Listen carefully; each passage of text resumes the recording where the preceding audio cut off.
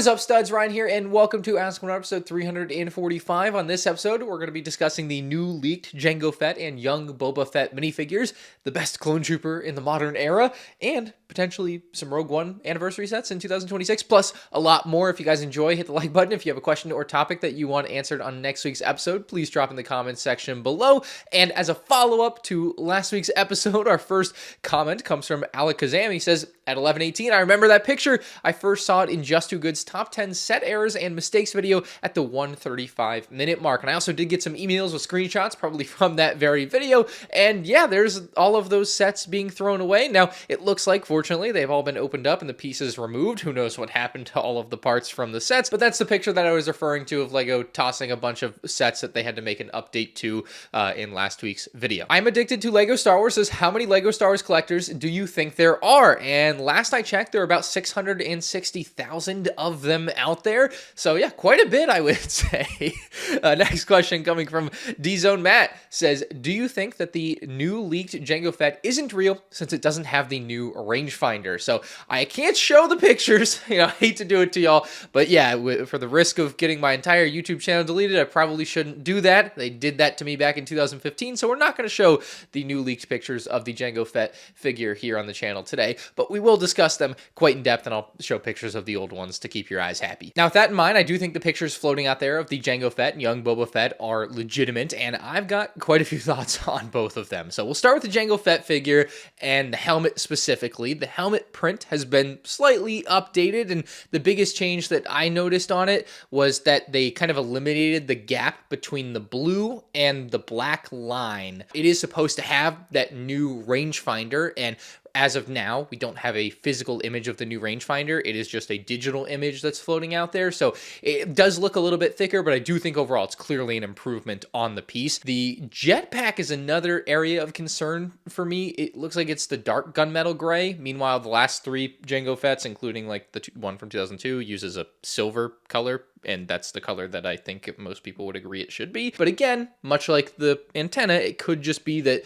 whoever stole the figures from the factory, stole the wrong color jetpack, and the right color jetpack will be in the set. So there's a little thing like that, we can't 110% know that LEGO has done wrong. Obviously, we can look at the print and we can tell, is the print good or bad, right? So when it comes to the torso, the legs, and the hips, the biggest change that you'll notice is it does now have footprinting, which the previous versions did not have, and it kind of removes the brown from the hip piece. That's the other biggest visual change that you'll notice looking at it front on, is there's just no brown on that actual hip piece. It's a weird thing, but they've just kind of moved some things around there. And then of course they've added on arm printing, which is great, looks nice, looks just like you would imagine arm printing on a UCS Jango Fett style figure to look. Now, unfortunately, the young Boba Fett minifig is pretty atrocious in the set. Jango looks like it's going to be a 10 out of 10 fig in this one, but young Boba, I just can't believe they messed it up. I honestly can't, because if you watch my rumor videos over the last 6 months, you may remember me saying something along the lines of, and the young Boba Fett, I cannot imagine would be significantly different at all from the version that we saw in 2017. I don't know what they're going to do to it to make it better. And so seeing the picture of the young Boba Fett that ended up leaking is quite shocking. There's three pretty major things that are just so wrong on this figure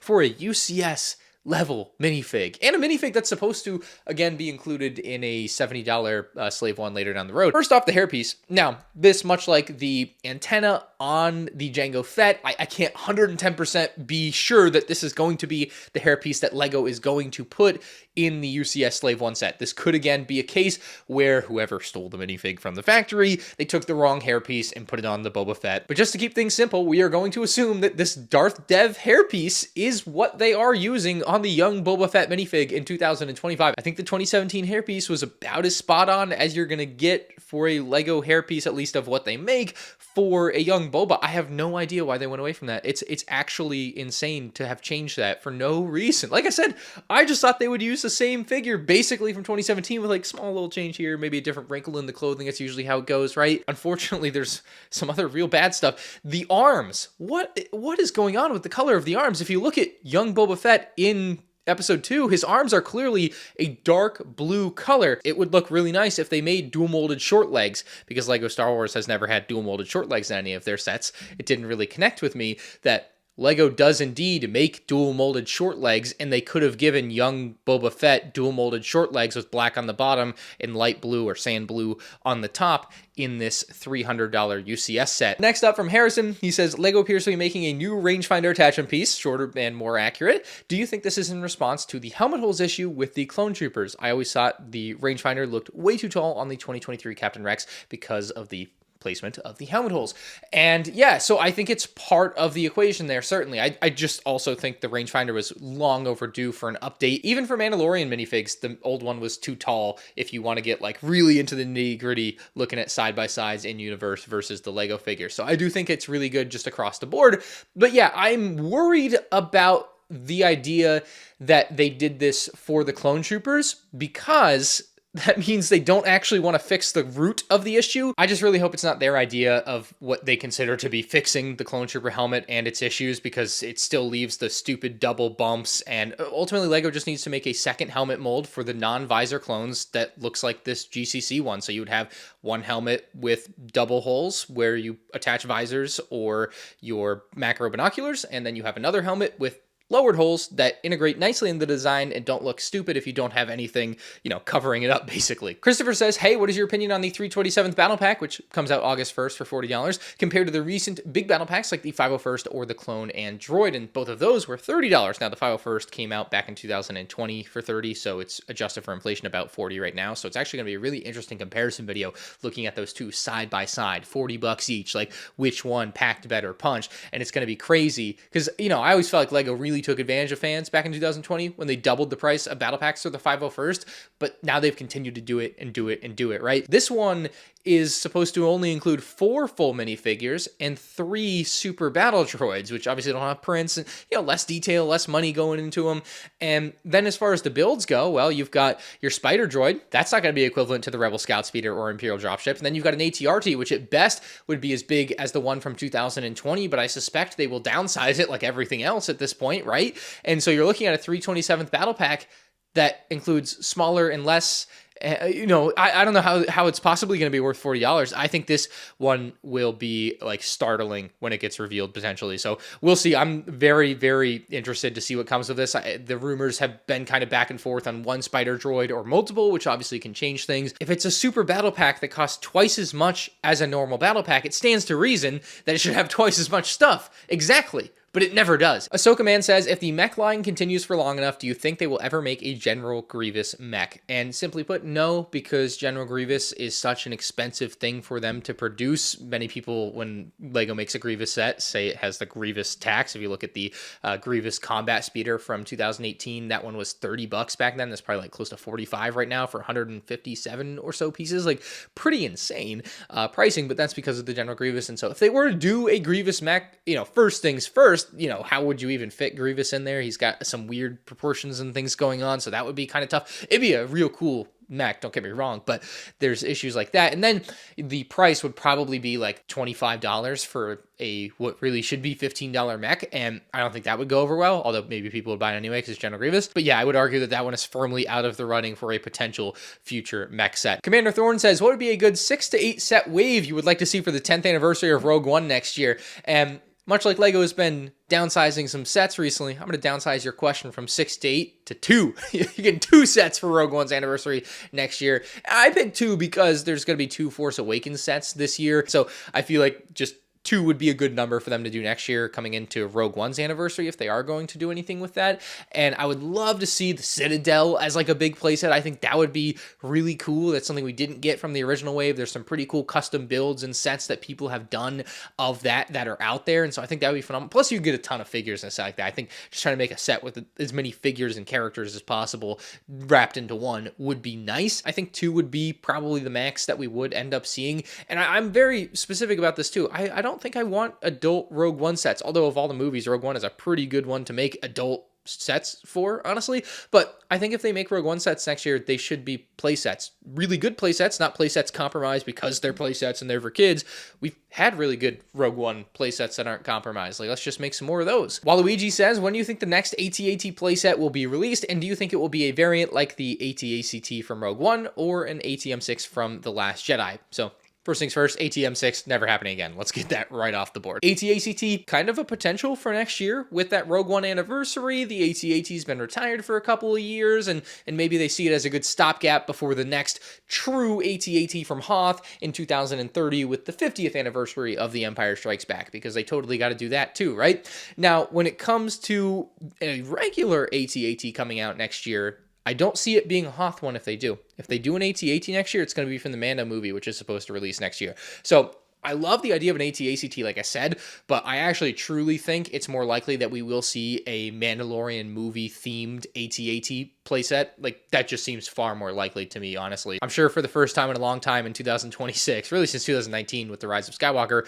we'll be getting like a full movie wave of like 5, 6, 7, 8 sets from the Mandalorian movie. I bet maybe they'll go, Revenge of the Sith crazy and do 10 sets in the full release wave or something like that. Would be kind of cool, because it's the first movie in a while and it's from a very popular thing that I think will be a hit. So I think very potentially next year. Obviously by 2030 is an absolute guarantee, because that's when the next Empire Strikes Back anniversary is, and being the 50th. That would definitely happen on that. Magic Brick says, would you rather see LEGO continue to do the downscaled sets to keep the cost of them lower, or have them charge $30 more to make a good model that is a good size and has a lot more detailing? Kind of, in my opinion, if you look at a set like the UT-AT or the Clone Wars MTT that's coming out, right? Why not just make those sets $10 more and make them perfect, or $20 more and make them perfect? And so as a very hardcore fan, that would be my like 2 cents on that. I would like to see a little extra money into the sets and just make them perfect. And then like, we're spending so much money on it anyway.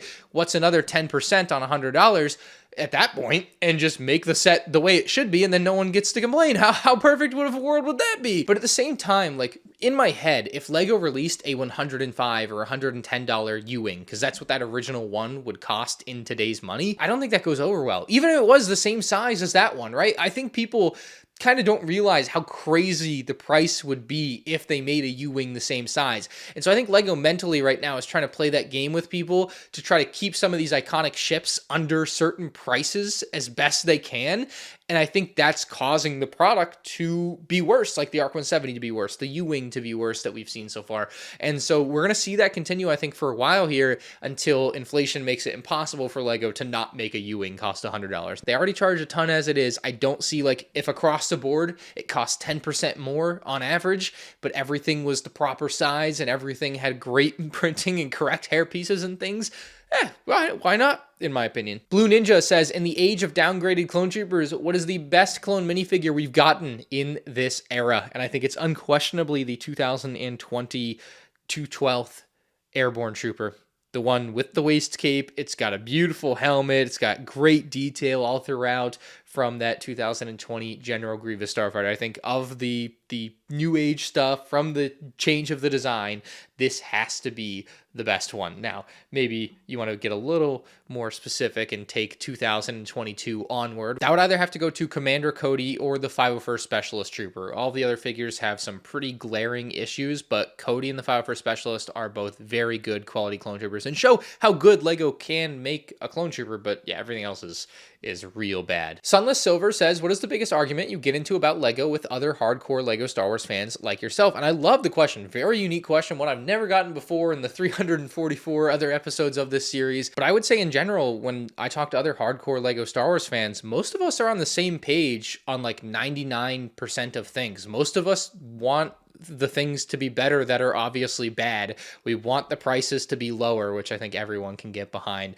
We want the clone trooper figures to be better, and we can all see objectively very much like what's wrong with these things, and we can all look at the new young Boba Fett figure and see that his arm color is just objectively wrong. And so a lot of us are very much on the same page with a lot of simple stuff like that, and it's not this big argument to be had, because we all just can look at it with our own two eyes and come to the same conclusion, because we have the same, mindset and view on the theme in LEGO in a lot of ways. That's not to say we agree on everything. Nobody agrees on everything, but we're all very reasonable with one another, so there's not a huge argument to be had about anything, I would say, a lot of the time. Maybe I can get a better answer over the course of the next week, but maybe set selection is a good one that I disagree with you know, with other hardcore fans, right? Because everyone wants something different though, and that's very much a subjective thing. Like, what sets should Lego be making, not, you know, what details are accurate and what's not. Like, that's a fairly cut and dry. Laura says, do you think we will get a new Kit Fisto minifig soon? Ask MandR. I like putting Ask MandR at the end. That's a good one. That's different.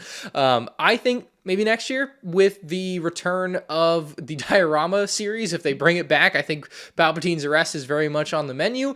Otherwise, maybe 2030. I don't know. Like, by the end of the decade, I would expect a new Kit Fisto, but it's hard to guess at something like that. Like Plo Koon this year, Kit Fisto next year, Sesay Tin the year after, kind of like how they used to do. It would be kind of cool if they did it like that, but we'll see. Anyway, that is it for episode 345. If you guys have a question or topic for next episode, drop in the comment section below, and I'll see you there.